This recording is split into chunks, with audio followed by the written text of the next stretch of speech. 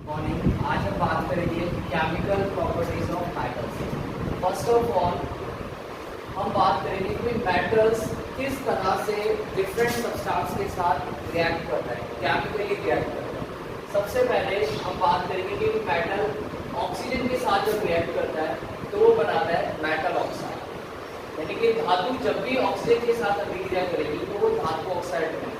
जैसे कि first example है कि मैग्नीशियम ऑक्सीजन के साथ रिएक्ट करता है तो बनाता है मैग्नीशियम ऑक्साइड। उसी के साथ कॉपर ऑक्सीजन के साथ रिएक्ट करता है तो बनाता है copper oxide. Sodium which is also a metal react with oxygen, they also form sodium oxide. And then aluminium अगर ऑक्सीजन के साथ रिएक्ट करता है तो बनाता है aluminium oxide. So when all the metals react with oxygen, it will form metal oxide. और almost सभी मेटल ऑक्सीजन के साथ रिएक्ट करते हैं और मेटल ऑक्साइड तैयार। Then next one is when metal oxide is react with acid और base, यानी कि जब भी कोई भी मेटल ऑक्साइड अगर एसिड और बेस यानी कि अम्ल और क्षारक के साथ अभिक्रिया करता है तो वो बनाता है सॉल्ट प्लस वाटर। कोई भी धातु ऑक्साइड अगर अम्ल या क्षारक के साथ अभिक्रिया करती है तो वो बनाती है लवण प्लस जल।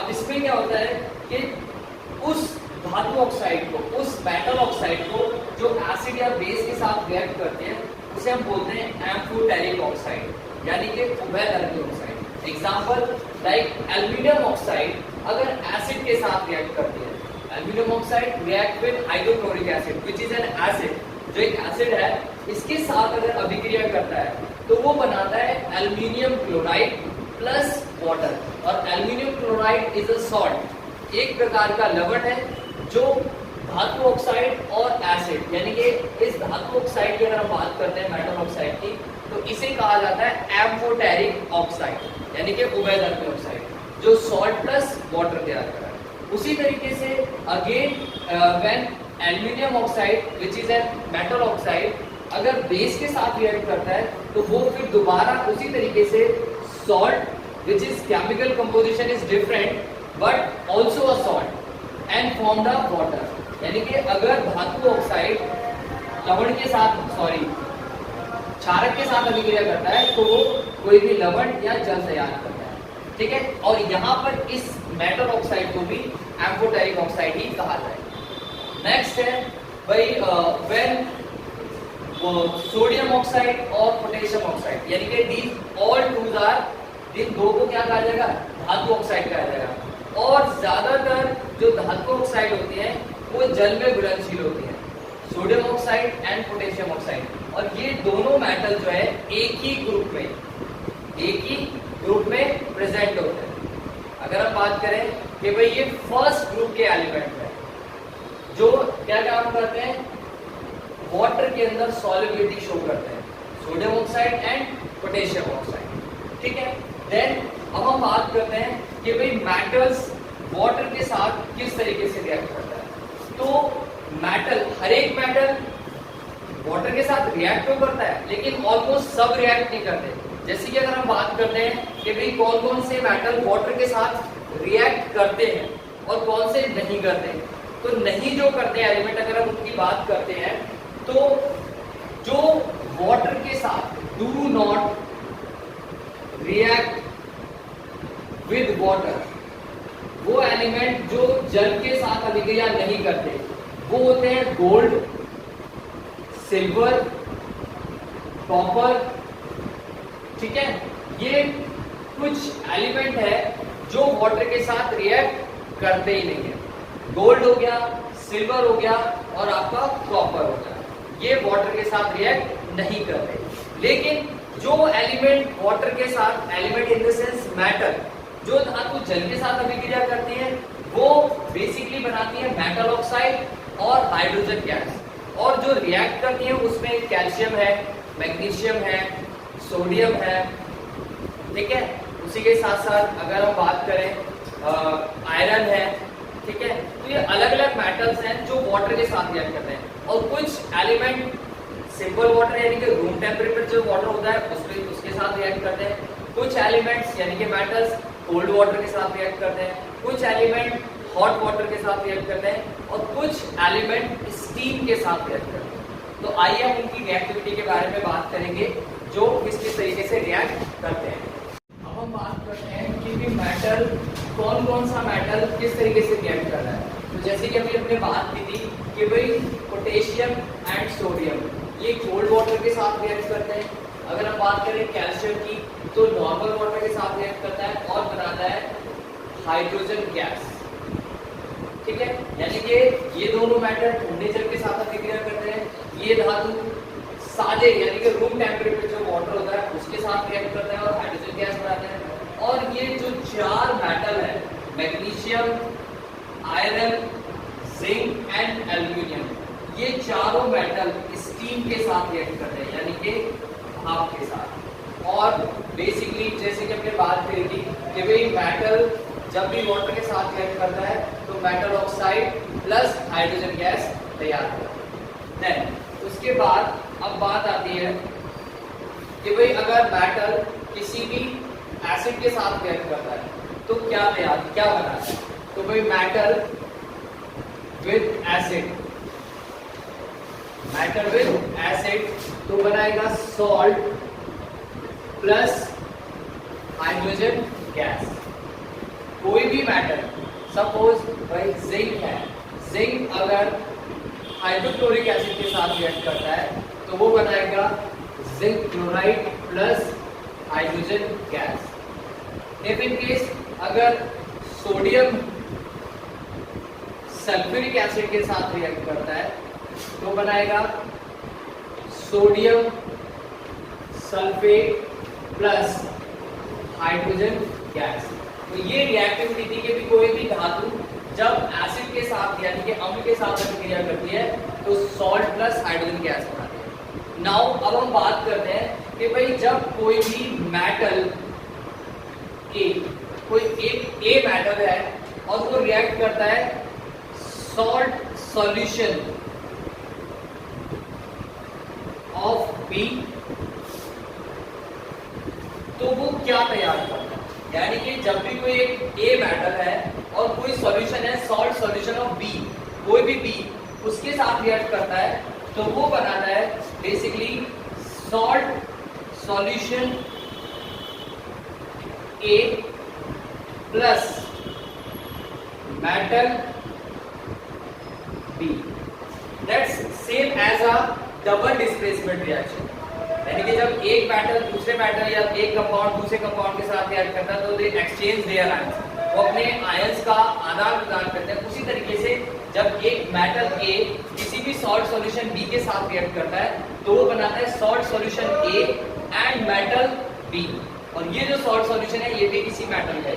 तो सपोज अगर मान लीजिए कोई भी मेटल, यहाँ पर आप कोई भी मेटल ले लीजिए, सपोज अगर आप मेटल में लेते हैं यहाँ पर सोडियम और सॉल्ट सॉल्यूशन में भाई आप सॉल्ट सॉल्यूशन क्या है, नॉर्मल सी बात है, किसी भी तरह का कोई भी सॉल्ट सॉल्यूशन ले सकते हो, जिंक क्लोराइड ले सकते हो, ठीक है ना, फेरिक क्लोराइड ले सकते हो।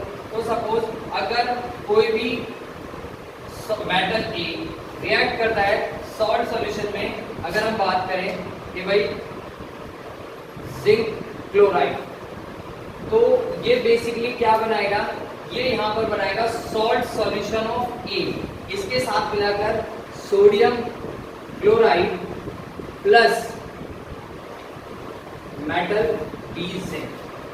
तो क्या हुआ भाई, ये मेटल इसके साथ मिलकर बना देता है और ये अकेला इस तरीके से डिस्प्लेस हो रहा है। तो कहने का मतलब ये है कि मेटल ए का था, अब मेटल ए किसमें कन्वर्ट हो गया, सॉल्ट में, सॉल्ट सॉल्यूशन में, और जो मेटल बी था जो सॉल्ट सॉल्यूशन में था वो सिंगल अकेला मेटल फॉर्म है। तो ये होता है कि जब कोई भी धातु ए किसी भी बी विलियन के साथ, बी लवण के विलियन के साथ अभिक्रिया करती है तो वो बनाती है पहले मेटल के का विलियन और दूसरी धातु। इस तरीके से रिएक्शंस होते हैं। अब हम बात करेंगे रिएक्टिविटी सीरीज की, जिसमें हम मेटल की रिएक्टिविटी पढ़ेंगे। अब हम बात करेंगे reactivities of metals, reactivity series, reactivity series of matter. अगर हम बात करें सक्रियता श्रेणी, जिसमें कि भाई कौन सा मैटर कितना रिएक्टिव है, matters how much is reactive according to their presence और अरेंजिंग ऑफ ऑर्डर्स, उसके अकॉर्डिंग कि भाई धातु कौन सी कितनी ज़्यादा अभिक्रियाशील है, उस रिएक्टिविटी से इसके बारे में हम पढ़ेंगे। जैसे कि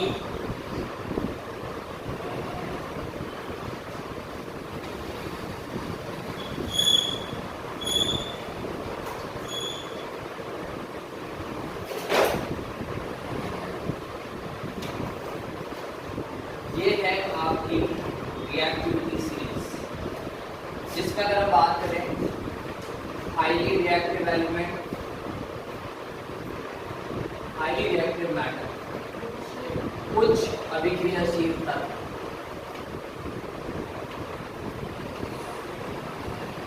उच्च अभिक्रियाशील तत्व। इसके बाद अगर हम बात करते हैं यहाँ पर, तो बेसिकली इन्हें कहा जाता है मीडियम रिएक्टिव एलिमेंट या less reactive element, medium reactive element, मध्यम अभिक्रियाशील।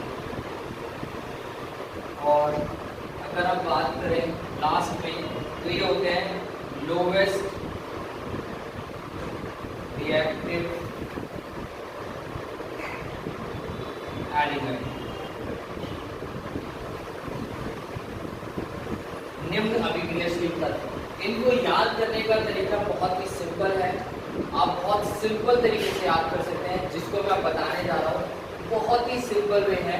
भाई आप potassium, sodium, calcium, magnesium, aluminium, zinc, iron, lead, hydrogen, ये कॉपर और मरकरी, सिल्वर एंड गोल्ड। अब इस तरीके से अगर आप याद करोगे तो हो सकता है आपको ना याद हो, लेकिन अब सिंपल तरीका याद करने का है, केदारनाथ का माली आलू जरा फीके पकाता है, कुछ हींग अजवाइन और। बहुत ही सिंपल तरीका है इसके एक्टिविटी सीरीज को याद करने का कि भाई के से केदारनाथ का माली, एन आलू जरा फीके पकाता है, कुछ हींग अजवाइन और, कुछ हींग अजवाइन और। इस तरीके से आप इस रिएक्टिविटी सीरीज को बहुत सिंपल तरीके से याद कर सकते हैं। और इस तरह के क्वेश्चंस पुट अप होते हैं कि आपको एक क्वेश्चंस में कुछ एलिमेंट्स दे दिए जाएंगे और उनको एक डिसबैलेंस मैनर में रख दिया जाएगा और कहा जाएगा अकॉर्डिंग टू देयर रिएक्टिविटीज इन एलिमेंट को अरेंज कीजिए। तो अगर आपको ये सीरीज इस तरीके से याद होगी तो आप बहुत आसानी से रिएक्टिविटी सीरीज में इन एलिमेंट्स को लगा पाएंगे, तो आप आसानी से इस चीज को याद कर सकते हैं। अब हम बात करते हैं आयंस की। आयनिक कंपाउंड से पहले हम बात करेंगे आयंस की कि भाई आयन क्या होते हैं। तो आप लोगों ने 9th में पढ़ा होगा कि भाई the elements which have a charge species, वह तत्व जिन पर किसी प्रकार का आवेश होता है उन्हें हम आयन कहते हैं। और आयन दो तरह के होते हैं, एक होता है कटायन और एक होता है अनायन। यानी कि हिंदी में अगर हम बात करें तो धनायन और ये होते हैं ऋणायन। The element which have a charged species are called ions. वह तत्व जिन पर किसी प्रकार का आवेश होता है उन्हें हम आयंस कहते हैं। और आयंस दो प्रकार के होते हैं, cation and अनायन। Cation means positive charge, वह एलिमेंट जिन पर धन आवेश होता है, ठीक है। And anions the element which have negative charge, और वो एलिमेंट जिन पर नेगेटिव चार्ज होता है उन्हें ऋणायन कहा जाता है। अगर हम कटायन की बात करते हैं तो ऑलमोस्ट सभी मेटल, ऑलमोस्ट मेटल सारे के सारे कटायन होते हैं, क्योंकि वो क्या काम करते हैं, वो इलेक्ट्रॉन देते हैं। और इलेक्ट्रॉन देने वाले सभी मेटल सभी एलिमेंट जो है इलेक्ट्रॉन देते हैं, और जो भी एलिमेंट्स इलेक्ट्रॉन देते हैं उन पर प्लस चार्ज आता है, इन्हें हम कटायन कहते हैं। और अनायन की अगर हम बात करते हैं, the element which gain the electron, और जो इलेक्ट्रॉन लेते हैं ऑलमोस्ट सभी नॉन मैटर, सभी की सभी अधातु जो इलेक्ट्रॉन ले रही हैं उन पर नेगेटिव चार्ज आता है और उन्हें हम ऋणायन यानी कि अनायन कहते हैं।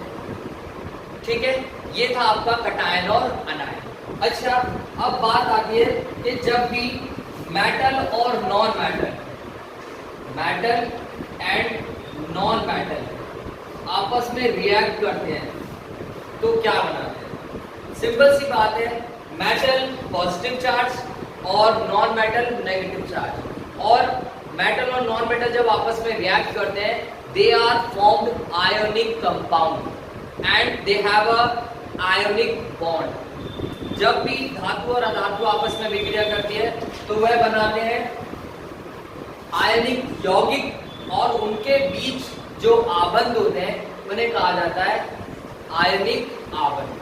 अब मैं आपको बताता हूं कि किस तरीके से मेटल और नॉन मेटल रिएक्ट करते हैं। सपोज मेटल में आता है सोडियम और नॉन मेटल में क्लोरीन। अगर हम सोडियम की बात करते हैं तो उसके आउटर मोस्ट में 1 इलेक्ट्रॉन होता है और क्लोरीन के आउटर मोस्ट में 7 इलेक्ट्रॉन होते हैं। तो इजीली जो सोडियम है इजीली 1 इलेक्ट्रॉन क्लोरीन को दे देता है और वो इजीली 1 इलेक्ट्रॉन लेकर अपने ऑक्टेट के 8 इलेक्ट्रॉन पूरे कर लेता है।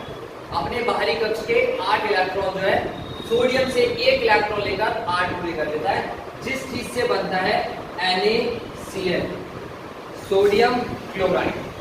क्योंकि सोडियम ने 1 इलेक्ट्रॉन दिया और क्लोरीन ने, जिसके पास आउटर मोस्ट में 7 इलेक्ट्रॉन थे, उसने आसानी से 1 इलेक्ट्रॉन सोडियम से लेकर क्या बना दिया? NaCl तैयार कर दिया। अगर हम बात करें, सोडियम है पॉजिटिव चार्ज और क्लोरीन है नेगेटिव चार्ज। ये कटायन हो गया और ये अनायन हो गया, जिसकी वजह से सोडियम क्लोराइड एक सॉल्ट तैयार होगा। ठीक है, और इस चीज को, इसे हम कहते हैं इलेक्ट्रॉन डॉट स्ट्रक्चर, इलेक्ट्रॉन बिंदु संरचना, जिसमें सोडियम एलिमेंट 1 इलेक्ट्रॉन क्लोरीन को देता हुआ दिखाया गया है और क्लोरीन 7 इलेक्ट्रॉन आउटमोस्ट में होने के बाद 1 इलेक्ट्रॉन सोडियम से लेकर अपने बाहरी कक्ष के 8 इलेक्ट्रॉन को पूरा कर रहा है, और इस तरीके से इन दोनों से मिलकर तैयार हो रहा है सोडियम क्लोराइड। ठीक है, ये बना आपका आयनिक कंपाउंड यानी कि आयनिक यौगिक। अब हम बात करेंगे दूसरे में कि भाई इसी तरीके से और मेटल किस तरीके से रिएक्ट करते हैं। तो आइए हम बात करते हैं, अब हम बात करेंगे प्रॉपर्टीज ऑफ आयनिक कंपाउंड।